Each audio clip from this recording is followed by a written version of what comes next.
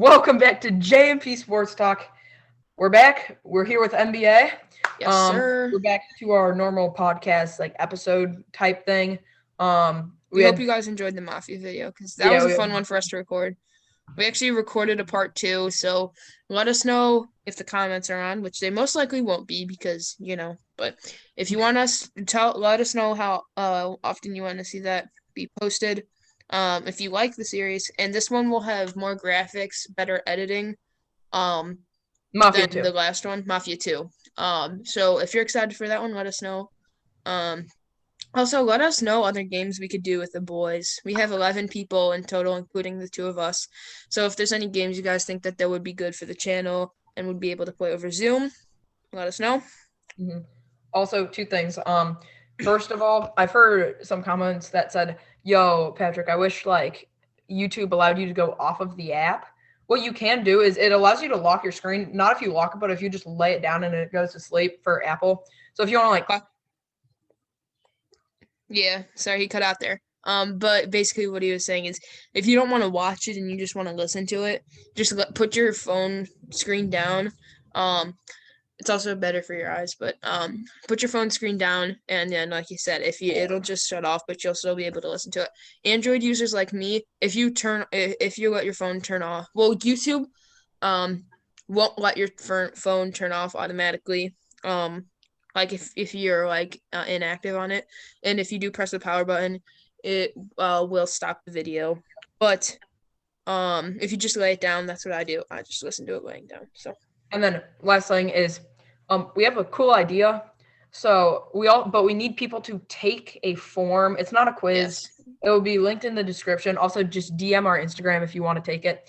It's just about the NFL. They're just simple questions. Some of them are yeah, kind of complex. interesting. It's Um, a family feud. yeah, if we're thinking about doing like an NFL family feud, we'll have to figure out how to do it. Um, but we'll do it with the boys. It'll work out if we want. We'll have one host, either me or Patrick. Yeah. And then it'll be teams of 5. If we can figure that out, we will let you know. And it'll be linked in the description. And also it'll ask you to like name a player or something. It's easier for me and for Patrick personally if you type out the full name. Like if you're putting in Trevor Lawrence, don't put Trevor, don't put T Law, put Trevor Lawrence. Mm-hmm. And put like DeAndre Hopkins, not D Hop. So that just helps us more. All right. But yeah, we're back with NBA, and I say we get right into it. Agreed. Um, First of all, I say we go over the Eastern Conference first. We're just gonna kind of recap the first 10 games of the season, Yeah, we're as officially 10 in. couple of the teams have played 10 games. Yeah. And my real like the one that hit me really hard just watching the season, the last seed and the worst record is the Washington Wizards. Mm-hmm. And they have the worst record in the NBA, and they're the last seed, obviously, in their conference. Mm-hmm. And they have like Bradley Beal, who might request a trade. They have they have the triple double machine, who also put out a triple double, Russell Westbrook. Yeah. But they're 2-8. Jack, what's happening over there? Yeah, it just seems like I really like the trade that happened. We talked about it in a past video. Yeah, it was like featured about the John Wall Russell Westbrook trade. So if you really want to see us go in depth with that, check out that video. But watch this one first, finish it off. It's gonna be a great video. Um, but yeah, I thought it was a win-win trade for both of them. I thought John Wall fit better with James Harden because although we've seen James Harden can take a step back, can take a step back and let someone else do most of it. Both him and Russell Westbrook are ball dominant guards. And John Wall doesn't have to be. He uses his athleticism as one of the main parts in this game, but he's also an exceptional playmaker. So he can get the ball to James Harden. Works out better for him. And then Bradley Beal is not a guy who necessarily needs to have the ball in his hands, unlike Russell Westbrook. He's a good shooter. He's really all around a great scorer. He was averaging like 36 points a game last year at the All-Star break and didn't make the All-Star game and got absolutely snubbed. Mm-hmm.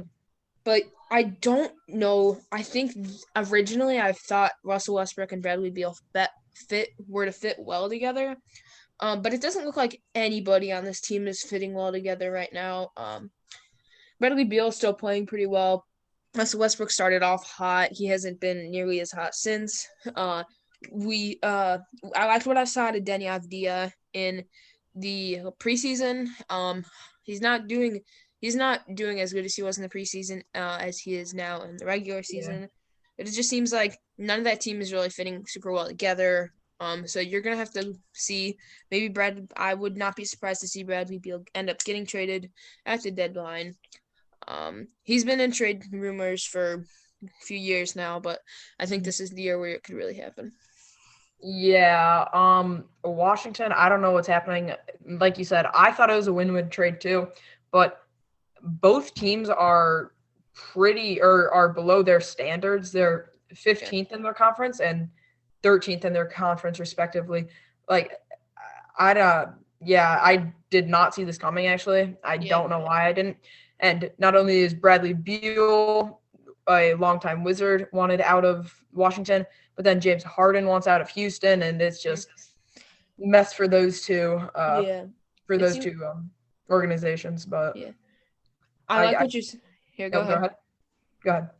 I like what you said about them being below their standards. I don't like that they are below their standards, but you're 100% correct. The Rockets are a team where you expect them to at least make it to round 2, and some years conference finals in that Western Conference. Back in the years where it was Warriors, Rockets on top. But now you've got the Lakers, now you've got the Clippers. The Suns are up there at the number 1 seed right now. The Mavericks are a good rising team. The Jazz are good. Even the Nuggets are a really good young team, and they're 4 and 5 at the bottom of the conference. So you expect a team like the Rockets to be good. The Wizards are also a team to be good. When you saw John Wall and Bradley Beal together, that team was a playoff team, and they were going to be a playoff team with John Wall and Bradley Beal. I've heard stories about how, like, the Cavaliers were, this was like 2016 maybe, the Cavs and LeBron were like tanked the end of the season. They had already like clinched the playoffs, but they tanked the end of the season just so they could avoid that Wizards team in the first round of the playoffs, because that's how scary they were, although they weren't the highest seed, but that's how scary they were with John Wall and Bradley Beal. So yes, you're 100% correct that they're both below standards right now.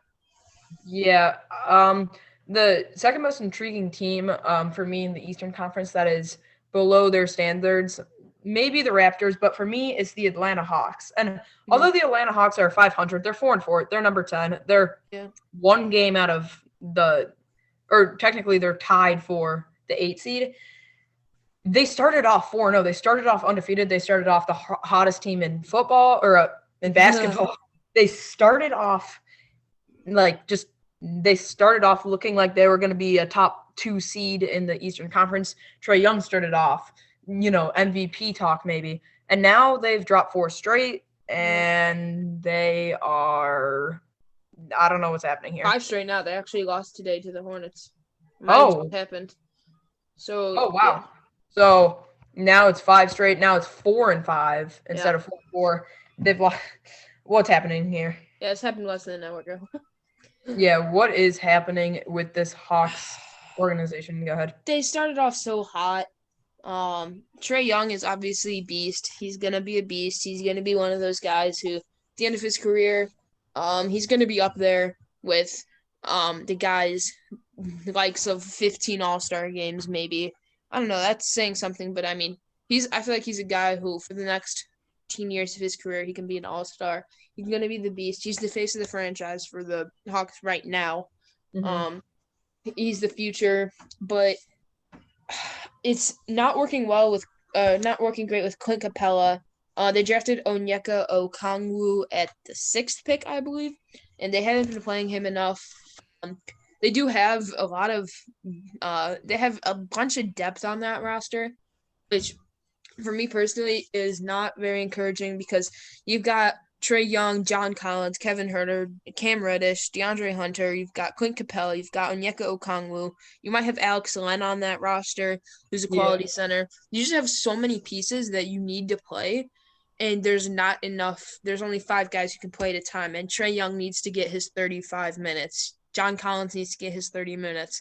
Those are 2 guys. Clint Capella is going to get his minutes because he's still an above-average NBA player. So it's tough to get all that worked in, and I think their coach is having a tough time really fitting that all in right now. Yeah, I don't know what they were doing right, because usually you see maybe teams like, I don't know, just teams drop 4 or 5 games at the start of the year and then pick it up. I mean, yes, we're only 10 games into the season, into the 82 game season. Mm-hmm. But usually it's the opposite. And that team's not old. I think they're they're a young team. They're not They're like, very young yeah, team. really young. So it's not, Yeah, you cut out there. While we get you back here, Trae Young is in his last 2 games, I believe, he has put out 15 points and 7 points. So when you think of Trae Young, you don't think of 15 and 7. You think of 31 points. You think of 31 points, 12 assists. But on the 6th against the Hornets, he put up 7 in 35 minutes. He put up 7 points and 3 assists. He did get 5 rebounds for like a 6-foot guard is pretty good, especially for him. But 7 points and 3 assists from Trae Young is unacceptable for what he's proven to us. yeah. He today he had 15 points and 10 assists, which is good for him. It's enough. But he went 0 for 5 from 3-point range. People are saying he was like the next Steph Curry. You know, this guy just pulls up from deep, and it's true. He has. We've seen it. He's a great 3-point shooter. But here for him to go 0 for 5, 5 for 19 from the field on 15 points in 37 minutes, it's unacceptable. That's why they lost to the Hornets. This guy in the last 2 games has not been playing the best. So. Yeah, wow. Trae Young needs to, I mean, I think if the Hawks want to start winning, they need to, like, Trae Young needs to be the first one to start playing well, because that offense kind of runs through him. Another team you mentioned, the Charlotte Hornets, who were horrible last year. They were terrible. And now they're 1 game out of the playoffs. I mean, yeah, early, like, we still have like 7/8 of the season left to go. But I mean, if they can keep this up and they make the playoffs, that'd be interesting. It'd be really interesting for LaMelo. Yeah. But yeah, I mean, what are your thoughts on this one here? See, LaMelo Ball, you look at him and you look at his points. Against the Cavaliers in his first career game, he put up 0 points, 1 rebound, 3 assists. He shot 3 3-pointers, and he missed all of them. So I still think that he might be taking not too many threes. Today against the Hawks, though, he put up 22 points, 12 rebounds, and 11 assists. 3 for 5 from 3-point range, 9 for 13 from the field. So he had an unbelievable game today. He's and like I said, he those 5 3-pointers, he must have been taking them better. I didn't watch this game, I wasn't able to, but he needs to take smarter shots, because we saw it in Australia.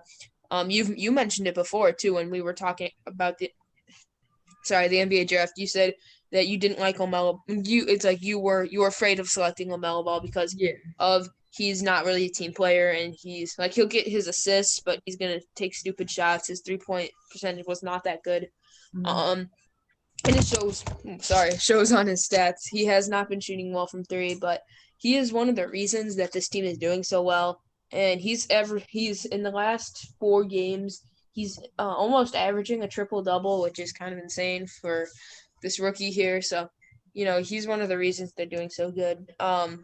It's just interesting to see how they've been playing their 3-guard core with Vontae and Terry Rozier. That they've been doing it well. Terry Rozier's having a really good start to the year. And PJ Washington, they're just playing this team really well. Gordon Hayward, it's all coming together right now. Yeah, I mean, good signing in Gordon Hayward. I thought it was a bit overpriced maybe, but it looks like it's working out. Yeah, I mean, LaMelo with the triple-double tonight. Yeah. It was good. Obviously, a great game for him. Maybe he's top of rookie of the year. He's definitely top 3 in contention now. Well, now after his first game, I didn't think so. But now rookie of the year talks are definitely going to go on for the Charlotte Hornets. Yeah, I'm interested to see what James Wiseman is doing. Go ahead. Yeah, so the next teams, I mean, I've talked about the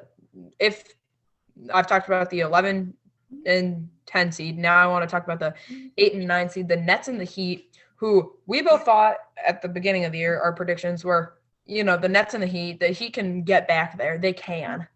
And the Nets can, they have KD and Kyrie. I want to talk about the Nets first. I've seen all these storylines with how KD and Kyrie are not playing that much.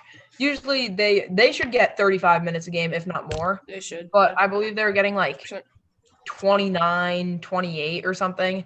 Like they weren't on the game, or they weren't on the field for like half the game. They weren't on the court for half the game.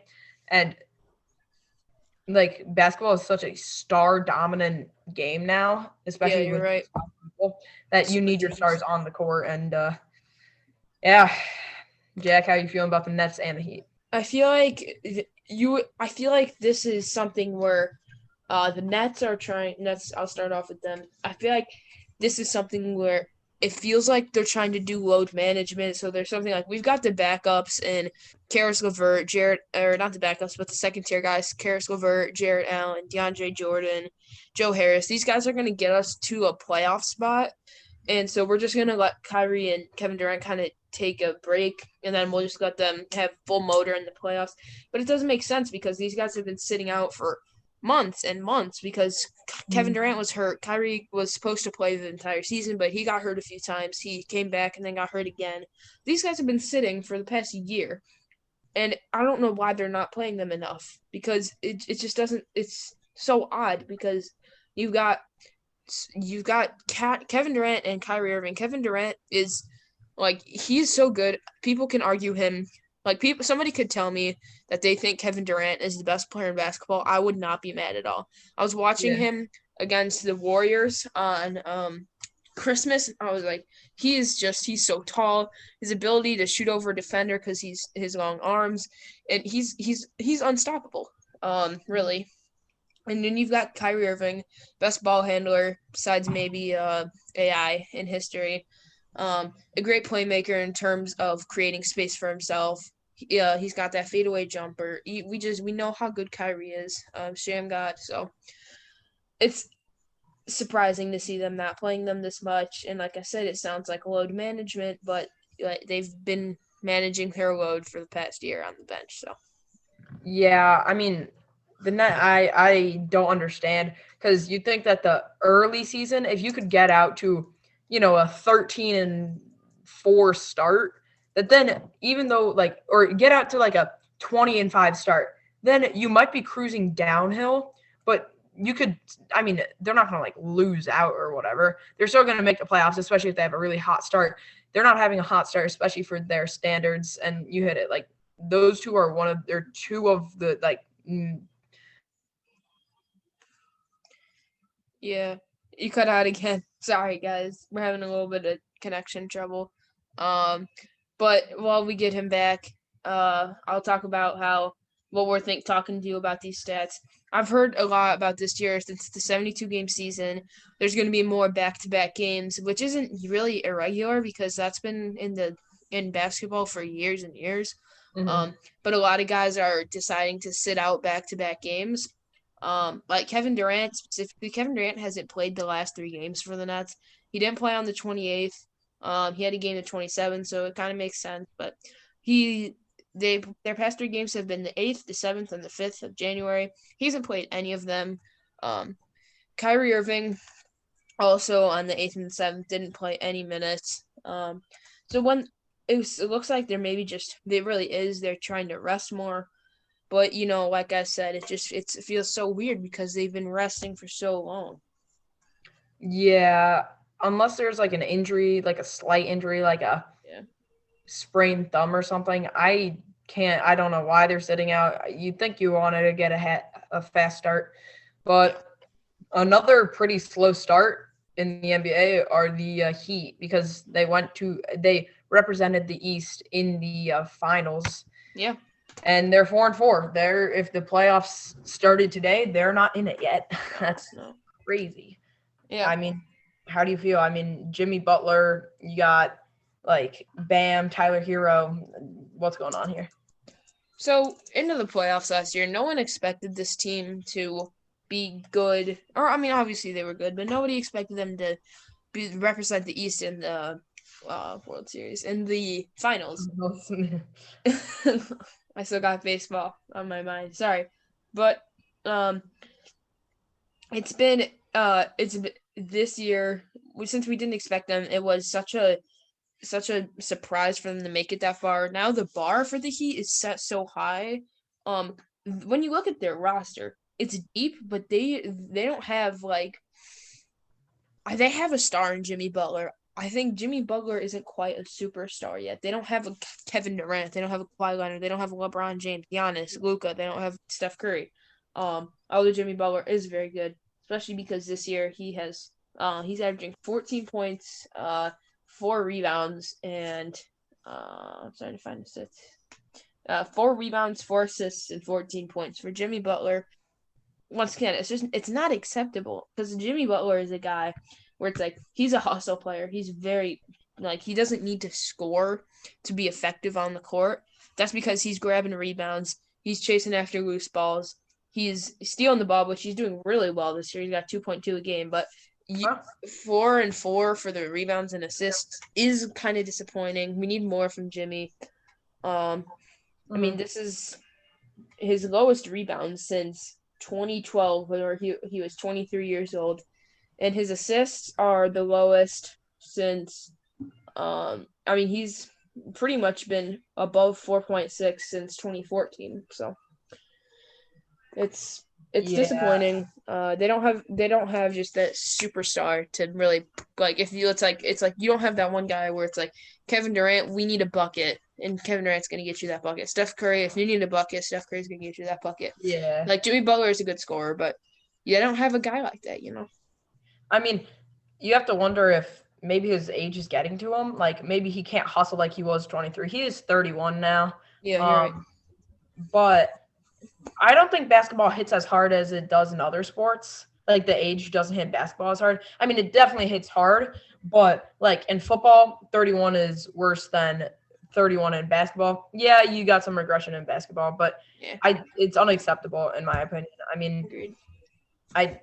I don't know what's happening to Jimmy, but especially because the Heat, although it makes sense because the Heat are a team where they've had tied for the least amount of rest in the offseason because you've got a team like the Bulls who are just like 2 games or just a game behind them technically, who had they had 8 months about to rest, and they've had they've had maybe just a month, the Heat, so it could be that they're tired, and I wouldn't blame them for that. Because I think that there's a possibility that Jimmy Butler's going to start to maybe his age will get to him, but he seems like one of those guys who will power through. He's so, he's so dedicated. He works so hard. I've heard stories of him being at the gym at 3 a.m. when they're supposed to be there at 8, and so he's got a legendary work ethic. But I think this Heat team, like I said, they don't have that guy. The rest, I don't think it's the age getting to him though, because we just saw him a month or two ago. I guess since the NBA season started, we saw him just a few months ago. He had that games 5 or 4 or whatever. He had that insane triple double. There's the iconic picture of him like trying to find his balance because he's dizzy and so tired and so sweaty he has to rest. So I don't think it's his age getting to him. I just think that maybe this team didn't have enough time to rest, didn't have enough time to really get their team together. But yeah, I mean, he is one of the most criminally underrated people in the NBA. Yeah, you're 100% right. But just to finish a few things out in the East and probably the video, we might have East part 1 and then West. Before we do that, we're gonna take a quick break. Okay, we're back. Right, we're back. I know. Yeah, we're back. We just took a quick break, but we're back, and we're gonna start off with the 7th seed Cavaliers. They're 5-4, and they're above the Nets, the Heat, the Hawks, and the Wizards, who I thought would be above the Cavs by a large margin. But I mean, they're 5-4, which isn't a great record because the East is weaker than the West, but they're 5-4. I mean, they are the same record as the Bucks, which is crazy for me. We'll talk about the Bucks later. But how are you feeling about the Cavs? Um, so they have Colin Sexton and Darius Garland, who are playing real well. I know Colin Sexton specifically is. It seems like this team is just like the opposite of what I said the Wizards were doing. This team is playing real well together. And it's interesting because we did not expect the Cavs to be this good, but Colin Sexton is averaging 25 points. He doesn't really do much more than score, but he doesn't really need to because 25 points is getting them to a winning record in the 7th spot in the playoffs right now. The Cavs were in the contention for Cade Cunningham, and although it's so early in the season, I don't know if they are anymore. Just because if they have a chance at the 7th seed and they're playing well, I mean, I don't know if Cade Cunningham. I mean, I think Cade Cunningham is going to be one of the best prospects out of any of the years in any recent history or in any future history. But Colin Sexton is 22 years old, and he's balling out this year. So him being good is good. Or is great for the Cavaliers. Because it was tough as soon as Bron and what's his name, Kyrie were gone. Yep. As soon as they were gone, he was it was tough, because they had nothing. They had Kevin Love, and that was it. They had Kevin Love, and then they drafted Colin Sexton, who had an okay start to his career, and then he had Darius Garland, he had a bad rookie year actually, but Kevin Love, he's having a bad year so far, but he hasn't played since the 27th, and I think he got hurt in that game. He's played 2 games this year, but he's averaging 9, 6, and 2. So Kevin Love has contributed nothing, but that's not really his fault because I think he's hurt. So this team's just playing well, above average. They're just kind of their team has improved. Every player on their team has just gotten better over the offseason. They've had all that time, and guys like Colin Sexton have taken advantage of it and worked while they've had all this time at home. Yeah, I mean, you're right. I thought they were gonna like get Cade Cunningham, who quick note on, I watched an Oklahoma State game, and I didn't see his dominance completely show. Yeah, it was I'm pretty sure it was his first game of the season. But, I watched them play. I don't remember. It was a recent game. I watched him play. It was the end of the game, and it was a real close game, but I didn't see his dominance either. You think that he's ball dominant, especially that highly of a recruit, but it's early in the season for both NBA and college. And back to the Cavs, I thought they were going to get Cade Cunningham, but they might get a playoff spot if they keep playing like this. Although maybe it's just my expectations that were too low for them. I think if every team keeps playing the way they are, that they're going to get the 8th seed, just because the Hawks aren't playing that well as of late. The Heat aren't playing that well. The Nets aren't playing that well. Yeah, down the stretch, the stars will probably come out. But I don't know. This team, they're kind of fun to watch, in my opinion. They are, yeah. They're 5-4. I mean, yeah. But I can see a team like the Hornets actually jumping them. You said they might be the 8th seed. I can see that realistically. Mm-hmm. If the Nets, the Heat, the Hawks, the Raptors, these teams all stay the down low, like they have been, I can see the Hornets jumping them. They're half a game apart right now. I mean, but then you think about it, Cleveland is 1 game back of the 3 spot and only 2 games back of the 1 spot. Yeah, they're a game and a half. It's real tight in the East. The Sixers could lose 2 games in a row, which wouldn't even be terrible. They'd still have a winning record, 7-5, and the Cavs could win 2 games in a row. And the Cavs are right up there, the same spot as the Sixers. So, yeah, I mean, I'd like this East. It's actually the East and the West aren't that far apart. They're pretty good. They're pretty close. It's not like the West are so much better. The East and the West are actually kind of neck and neck.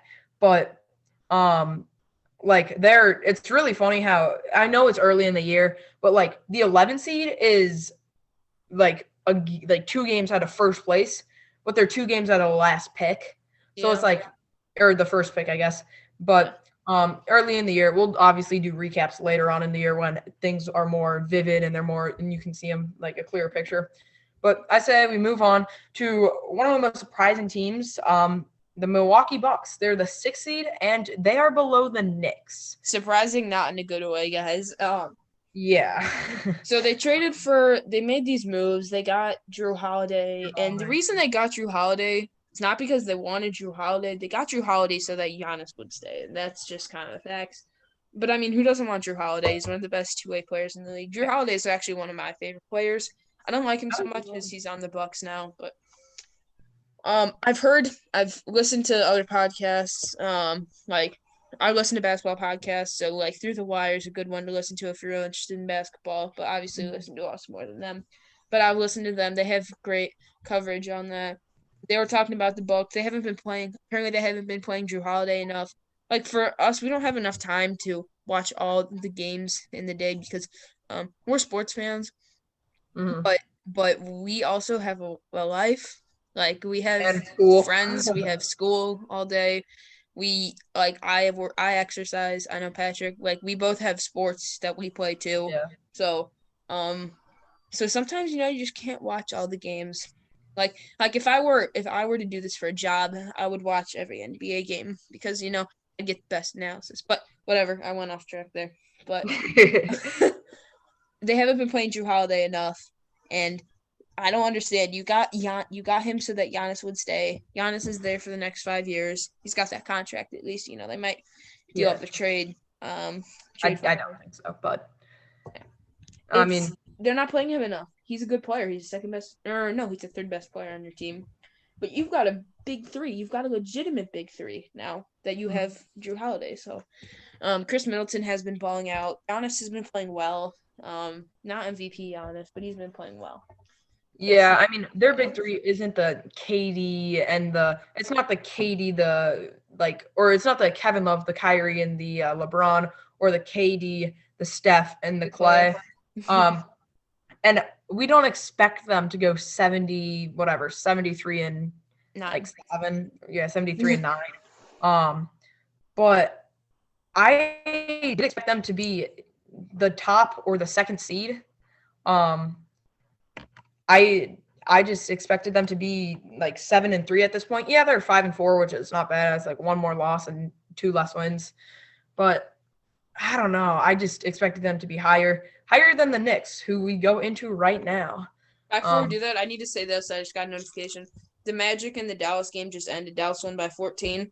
My man Tim Hardaway had 38 points, and my man Trey Burke had 29. So shout out to the boys, Trey Burke and Tim Hardaway. Luka Doncic had a triple-double, only 20 points, though. Okay, well, that changes things. I mean, the Bucks are on the 5 seed. So, are they? Yeah, they would be Magic. No, because the Magic are 6-3. You're right. 6-4. Yeah, you're right. But the Knicks, go ahead with the Knicks, Jack. Yeah, what is happening, and why are they the 5 seed? They're the 5 seed because of Julius Randle right now. Julius Randle, let me just pull up his stats here. Not the quickest typer, so he's averaging this year 22 points, 12 rebounds, and 7 assists. I didn't know he was doing that good. For Julius Randle, his career averages are 16 points, 9 rebounds, and 3 assists. So the fact that his career average is 3 assists and he's up by 4.4. That's crazy. His rebounds are up by 3. His points are up by 6 is what that says. So Julius Randle is he's playing well. He's definitely right now my pick for most improved. And he's gotten the minutes and he's taken those minutes and he's taking the Knicks there. I have been impressed. I have really been impressed with how he's been playing. And it's the reason they are as far as they are. Unfortunately, Obi Toppin has not been playing the best. I expected him to actually probably win Rookie of the Year just because he was the most experienced guy in the draft. He is 22, he was the oldest player in the draft who was selected in the first round or whatever. But he played one game. He must have been hurt, but he didn't play all that great in that one game. He shot 3 for 12 from the field, 3 for 7 from 3. He is considered a power forward, I believe. So I don't know why he took 7 threes unless he really is that good of a shooter. But Yeah. it's really been Julius Randle. And RJ Barrett's actually playing really well too. I'm glad I actually remembered that. But what do you think? While we're at it, RJ Barrett, 17, 7, and 3. So really good for him too. What do you think on the Knicks? So the Knicks, I mean, like you said, Julius Randle, possibly most improved, maybe the favorite right now. I just did not expect the Knicks to come out of nowhere, really. I mean, maybe not nowhere, but for me, nowhere. I just did not expect them at all. I guess I was sleeping on the Knicks.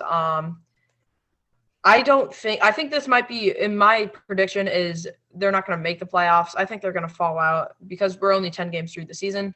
Mm-hmm. And yeah, they are like, whatever. They're 5-4 and they're the number 5 seed, I guess. But I don't know. I just can't see them outlasting teams that have the experience and the playoff experience, like Kyrie, KD, and then like the Heat. And I just think they'll drop out. It might be late in the season or it might be in a couple of weeks. But I mean, a great start, and I'd love to see the Knicks in the playoffs. I would. I would too. I would like to see people stop being like thinking that the Knicks are the laughing stock of the NBA, because the fact of the matter is they're not. They're not. They haven't been the last few years. They haven't been the worst team in basketball.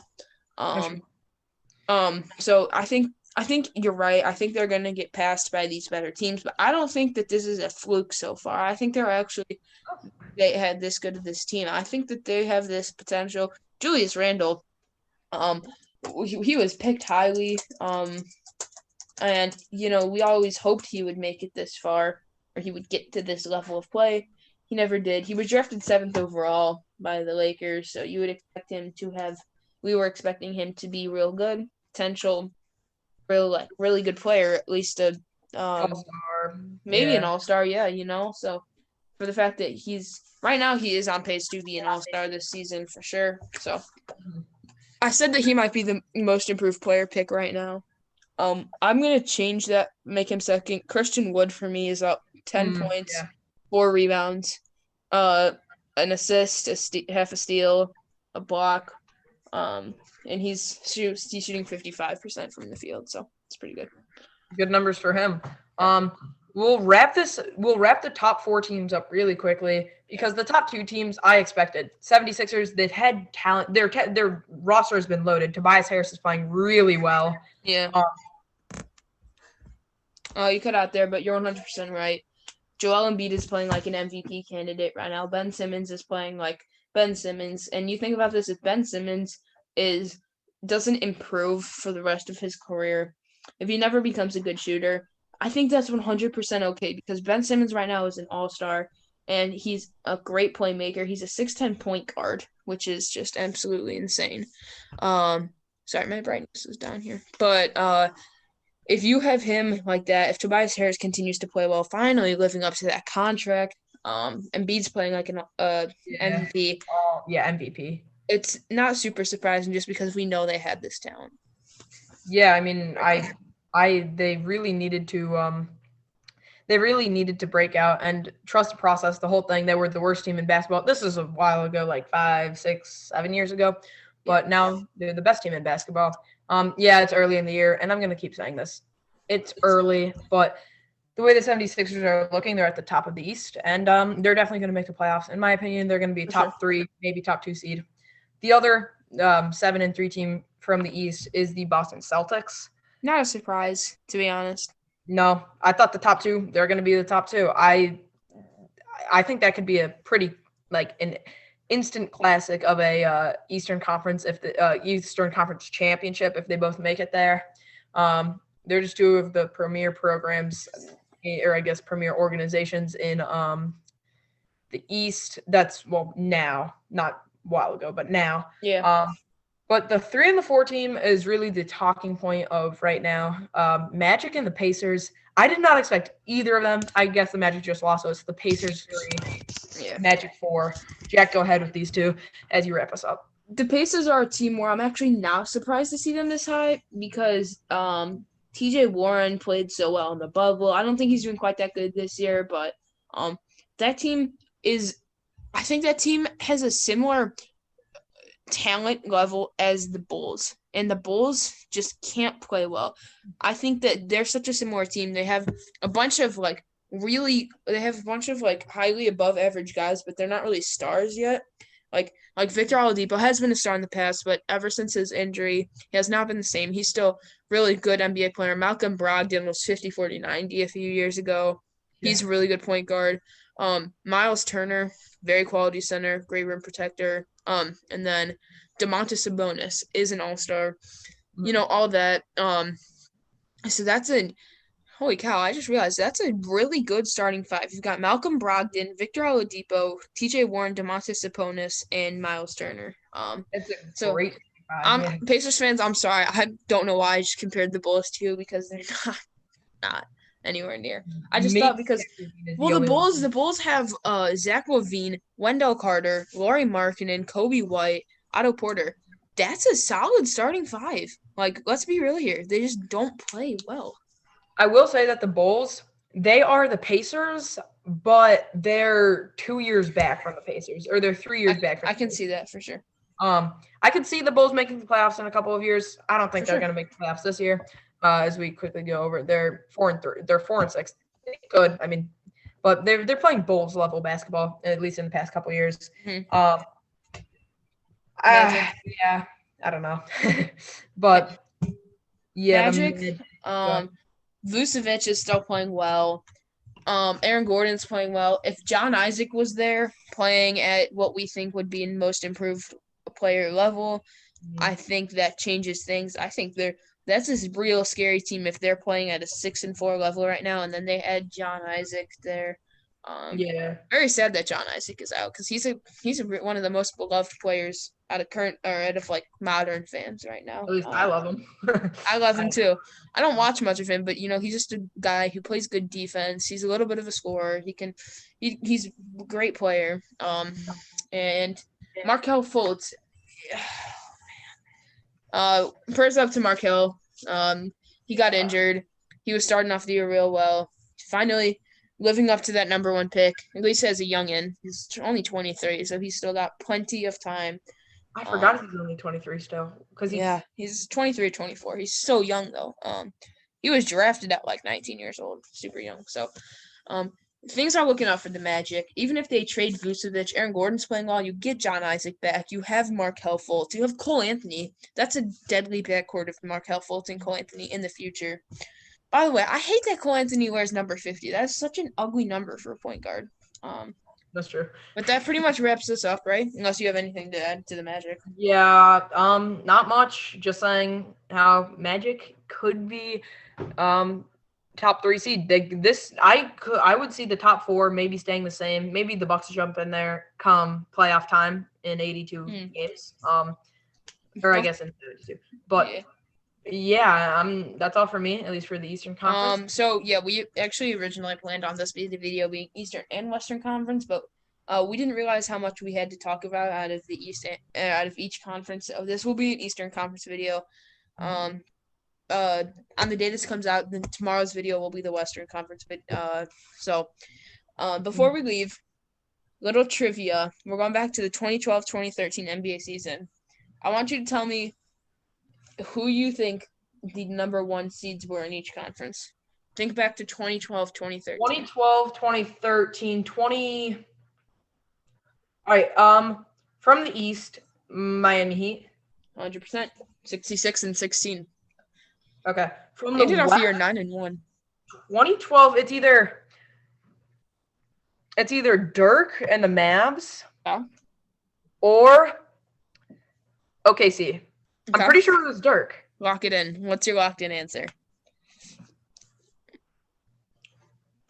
Mavericks.